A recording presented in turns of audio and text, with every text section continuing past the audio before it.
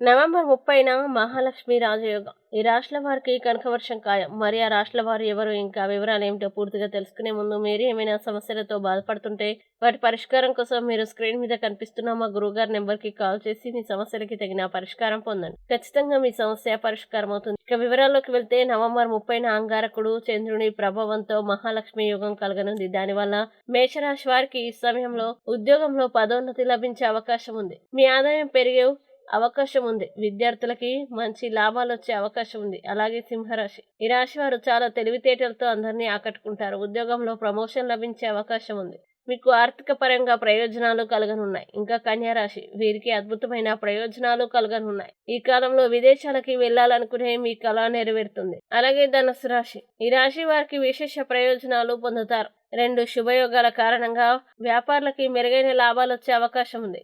ఇక చివరిగా మకర రాశి, ఈ రాశి వారికి యోగాల కారణంగా శుభవార్తలు వినిపిస్తాయి. ఆర్థిక పరంగా మీకు మంచి ప్రయోజనాలు చేకూరుస్తున్నాయి. ఈ వీడియోని లైక్ చేయండి, షేర్ చేయండి.